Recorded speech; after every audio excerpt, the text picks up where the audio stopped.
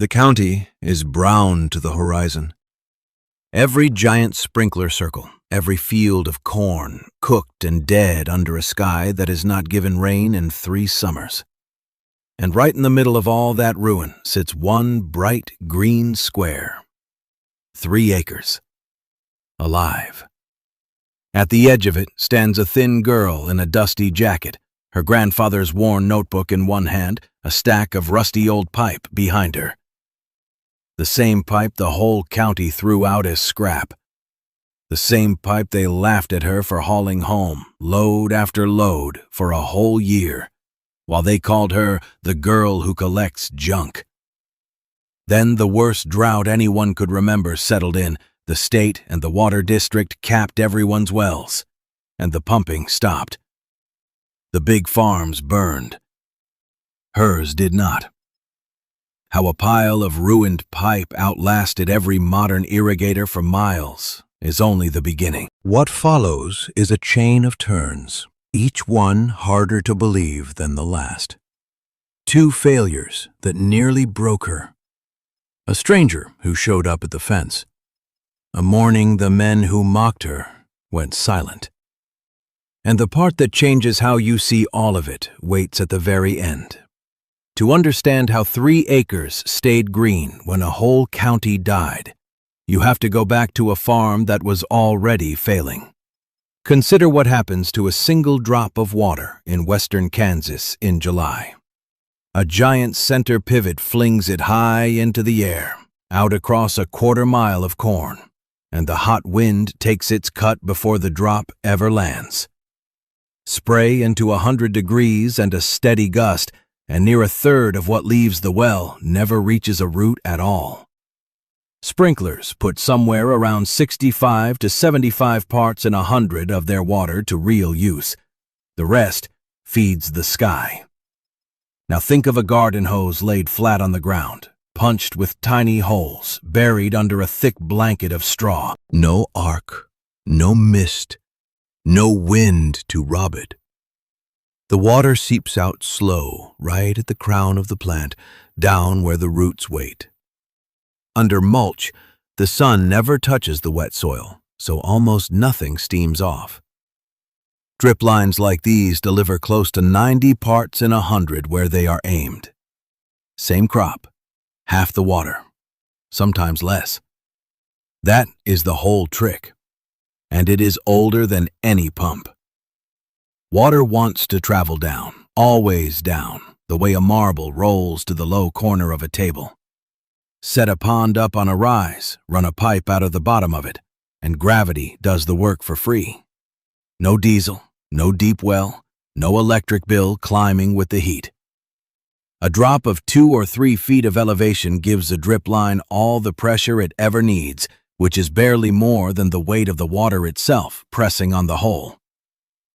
The center pivot is a fire hose fighting the weather every hour it runs. The buried drip line is a slow drink handed straight to the roots while the ground overhead stays shaded and cool. One leans on a falling aquifer and a running motor. The other leans on rain caught in a hole in the earth and the plain pull of the ground. And somewhere, out under 3 acres of straw, tiny holes in a rusted length of cast-off pipe let the water bead, gather, and slip quietly down into the dark. Go back to the spring of 2019, to a kitchen table in Sublette, the little town at the heart of Haskell County, Kansas. If you have ever been handed a broken thing and told it was worthless, stay with this girl to the end. Subscribe, and tell us where you're watching from. That spring, Sam Callahan still farmed the home place, 40 acres of light sandy ground his father Eli had worked for 53 years. Sam ran one old well and a tired pivot that limped in circles over the wheat. He was not a big man in the county. Dale Pruitt farmed 1,000 acres to the north, and never let him forget it. Then came the winter Wren turned 17. Sam went out before dawn to break ice on the stock tank, and his heart quit him in the cold. They buried him 3 days later. The ground was frozen so hard the men took turns on the shovels. After the funeral, Ruth Callahan sat at that same table with a letter from the bank in her hand. She read it twice, folded it small, and slid it under the sugar bowl where her daughter would not see. "Pruitt made an offer," she said, not looking up. "Take it and the note clears. We walk away with something." Wren said nothing. She had already crossed the yard to the shed, to the low shelf where her grandfather kept his things. Wrapped in an old feed sack sat Eli's notebook, its cover soft as cloth. 53 years of rain totals, soil moisture, wind days. Every dry summer the old man had outlasted on that same sandy ground. On the first page, in pencil worn nearly to nothing, one line. "Water goes where you send it, not where you throw it." She turned to a middle page. There, Eli had sketched a small pond set up on a rise, and a line running out of the bottom of it, downhill, feeding a grid of thin pipe. She read the page twice, standing in the cold, her breath white in the shed. Then she pulled the pencil stub from the spine, found the first clean page at the back, and began to write. Every farm auction in Haskell County that summer ended the same way. Someone drove a loader up to a heap of dull aluminum, pushed it to the side of the lot, and tagged it scrap. Gated pipe, hand line, wheel line couplers, a generation of irrigation nobody wanted anymore. The county had gone all in on pivots, those quarter-mile arms that walked themselves in slow circles, and the old ground pipe was worth more melted down than laid out. Wren was the only one bidding on it. She backed her father's flatbed to the pile at Sublette, at Satanta, at every sale in between, and loaded pipe by hand in the July heat until her palms went black with grease and oxidation. 30-foot lengths of gated pipe, the kind with little sliding doors along one side that let water out row by row. Aluminum hand line, light enough to carry 2 joints at a time. She paid pennies on the pound and drove home slow, the load rattling behind her. Word traveled the way it does in a small county. At the co-op counter, manager Cal Rooney told it to anyone waiting on parts. "The Callahan girl's out buying everybody's junk pipe again," he said, and the men laughed into their coffee. Dale Pruitt put it plainer at the elevator. "She's stacking scrap like it's gold. Her daddy'd be proud." He did not mean it kind. Wren answered none of them. She laid the pipe in long rows behind the barn, sorted by size, and logged every load in the back of Eli's notebook. Date, length, condition, what it cost. Some evenings her mother watched from the porch and said only that the yard was starting to look like the county dump out on the blacktop. Nobody asked what a 19-year-old wanted with pipe the whole county had thrown away. If they had, she might have turned to a penciled page 50 years old. She kept hauling instead, load after load, right up to the first hard frost. By the time the shelter belts turned gold, she had gathered better than 11,000 feet of it. The entire system, every joint she would ever put in the ground, had cost her $40. Picture a rain barrel set under the corner of a barn roof. It costs nothing to keep full. Every storm that crosses the high plains tops it off again, free, for as long as the sky keeps turning. Now picture a straw dropped down a narrow shaft into a jar of water buried so deep it took the last ice age to fill it. Draw on that straw all summer, and the level only drops. No rain reaches that far down in a lifetime, or in 10,000 of them. The Ogallala under western Kansas is that buried jar. It is old water, laid down long before any plow turned, and once a pump lifts it out, it does not come back. Every giant well in the county sips from the same slow emptying jar. and the straws grow longer year by year. A catchment pond is the rain barrel, only shaped like a shallow bowl scooped into the low corner of a field. Line the bottom with packed clay so the water cannot slip away into sandy ground, and it becomes a bucket the size of a house lot. Two things keep it filled. The first is plain rain, caught where it falls instead of running off to the county ditch. The second is tailwater, the runoff that trickles down the slope of a field after a storm, water most farms let drain away for good. Send that to the low corner, and it waits there on the surface, ready. Water sitting in a bowl on the ground answers only to the weather. When it rains, it refills. When the district shuts the wells down for the season, it does not care. Then there is the matter of how much you spend. Give a thirsty crop everything it asks for, and a small pond empties by August.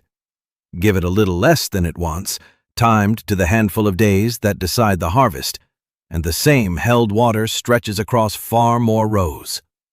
Farmers call that deficit irrigation, and it is closer to rationing a canteen than to opening a tap. So the question hiding under the straw was never how much water sat beneath the county. It was simpler and colder than that. When the deep jar finally runs dry, who has been quietly filling a bowl of their own straight out of the sky? The first water she ran through the buried lines lasted 9 days before it quit. Wren walked the rows that morning and found the emitters gasping, half of them dead, the mulch above them dry as ash. She dug one up with her fingers. The little opening was packed solid with fine tan silt off the field. The same dust the wind carried all summer, sucked in through the pond intake, and driven down every joint until the flow choked itself. She wrote the failure in Eli's notebook the way she wrote everything, plainly, with the date. Then the sky did the rest. A July cell dumped 2 inches in 40 minutes, more than the packed clay berm on the low side of the pond had ever been asked to hold, and the wall let go. The catchment emptied down the section line in a brown tongue, carrying half a season of caught rain into the county ditch while she stood in the runoff and watched it go. Word of that reached the co-op too. But so did something else. An old man drove out the next week in a truck older than she was, parked at the gate, and did not laugh. Harlan Voss had run ditches and headgates for the groundwater district for 31 years before his knees quit. He walked the pond, towed the broken berm, and crouched a long time over a dug emitter. "You built it upside down," he said at last, not unkind. "Water this dirty wants a sand filter and a settling basin before it ever touches your lines. And a berm's got to have a spillway, girl, or the storm makes its own." He drew both in the dirt with a stick. They fixed it through August, the two of them. A screened settling pond first, so the silt dropped out and sank before the water moved on. A gravel and sand bed after that, catching what was left. A cut spillway armored with the very pipe she had hauled, so the next flood ran off harmless instead of tearing the wall down. The last afternoon, Harlan flushed a line clean and stood back. Clear water beaded at every emitter down the row, one bright drop after another, sinking into the dark mulch without a sound, while the old man watched and said nothing at all. By the following June, the sky over Haskell County had gone the color of old tin and stayed there. No thunderheads built in the afternoons. The wheat came up thin and headed out short, and by the 4th of July, the dryland corn had rolled its leaves into tight gray spears that rattled when the wind crossed them. Ranchers hauled water to cattle in stock trailers. The talk at the co-op stopped being about prices and turned to years, whether this one would break the way 1956 had, or settle in and stay. Then the letters came. The groundwater district, the same one Harlan Voss had run headgates for, sat down with the state and did the arithmetic nobody wanted to do. The aquifer had dropped better than 2 feet under the county in a single season, the fastest fall on the district's books, and the deep wells were pulling sand. In August, the board voted emergency allocations. Every irrigation permit was cut to a fraction of its number. And the biggest pumps, the ones feeding the quarter-mile pivots, were capped first. Dale Pruitt farmed better than 2,000 acres of it, all of it under those slow-walking arms. When the district man drove out and locked the meter on his lead well, Pruitt stood in the yard and read the notice twice. His corn was chest-high and just tasseling, the exact 10 days when a crop decides whether there will be ears at all. Cut off through those 10 days, the field was already lost, and he knew it standing there. Up and down the section lines, the pivots quit where they were, arms frozen at odd angles like posts left standing after a flood. The corn under them cured on the stalk inside a week.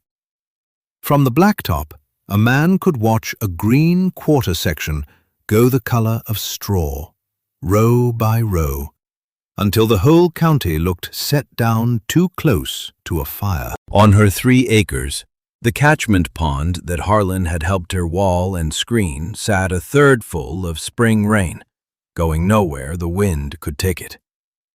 Wren walked the plots at first light with Eli's notebook open against her knee and ran the district's arithmetic backward. She counted the days to harvest, measured what the pond held, and figured how thin she could stretch it. Then she knelt at the head of the first line, laid her hand on the gate valve, and began turning every plot down to the barest ration the roots could live on. The Saturday market on the square in Sublette opened at 7, and by 9:30, Wren Callahan's tables were bare boards. Tomatoes, sweet corn, peppers, beans, all of it gone, while the rest of the county hauled in nothing but dust.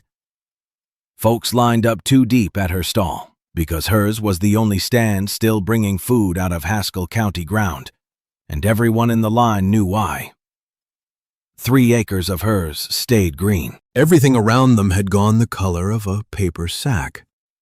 By the middle of that second dry summer, they started coming out to the fence to look, the ones who had laughed loudest at the auctions. Dale Pruitt came first, the man who farmed better than 2,000 acres and had watched his pivots freeze at odd angles the day the district capped his wells.